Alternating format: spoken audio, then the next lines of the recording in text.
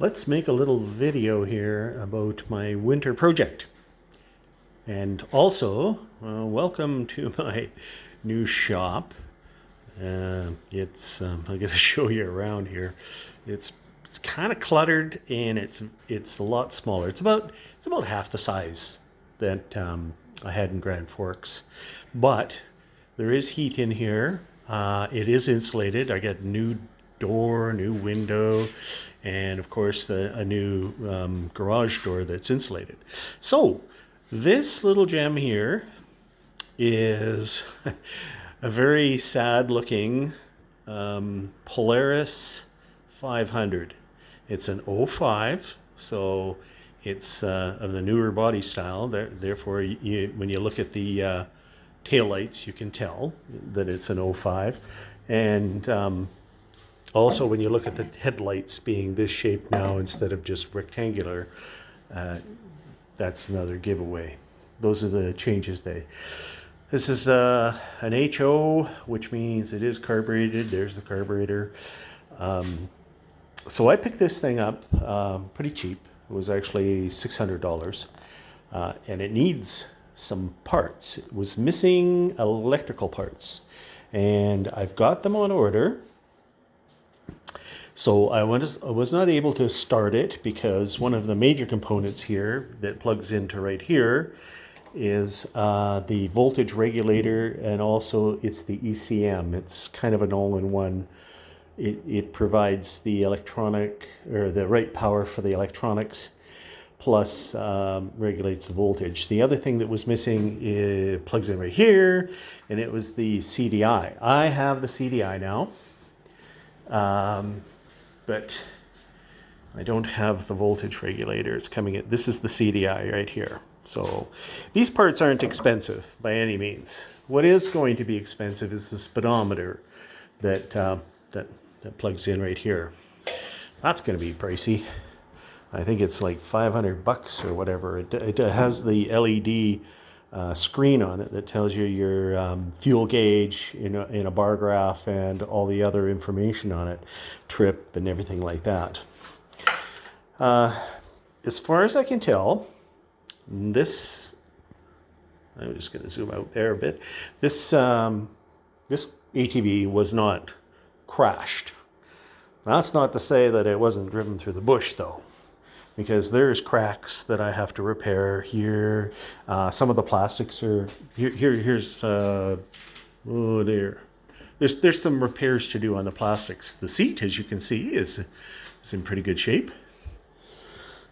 And I have the front plastics for it. The only plastics I'm missing is the side plastics. So, and these, as far as I can tell, are original factory wheels, tires. Yeah, they say Polaris right on the tires. They still got plenty of tread on them, and they're still holding air, all of them.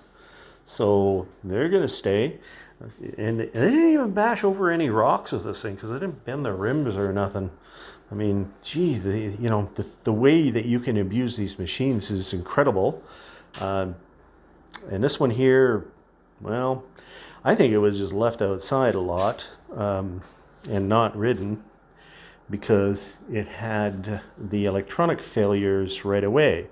It's going to be very interesting to get the power up and running on this thing, test out the starter to see if it starts, and have a look at what's left of the speedometer that I've got and see how many kilometers are on it.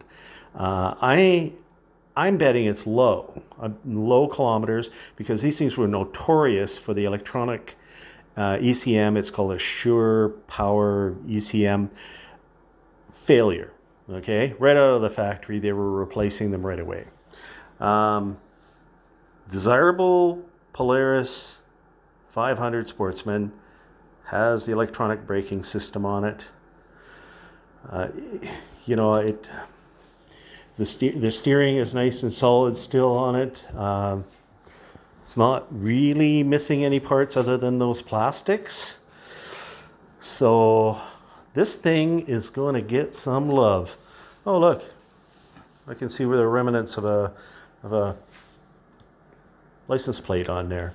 In Alberta, you do have to have a license plate on it to go even on off-road and whatnot. So I will be taking the bill of sale that I got for this and putting registration on it, because I plan on doing some riding. Don't know where, but heck, I'm not going to be into this thing for much when I'm finished. And these are some of the best quads in my opinion. I've had several Polarises. I've had 98s. I had 2014. I've had side-by-sides, 800 side-by-sides, 570s side-by-sides. Yeah, I love these things. They're great. This one here has a place in the front for a winch. These ones were where they, in the newer ones, they changed the radiator. They put it up much higher, and the grill would be here, and then your winch would be down there. These ones here, the setup for the winch is much higher. And anyways, it does have a trunk in the front too. That's kind of interesting, eh? There's the trunk right there. And the trunk is like a quick release. It comes out pretty easy too. So, well, so this will be an ongoing little project in the shop here. I just putz away on it. Gotta wait for some parts, and away we go.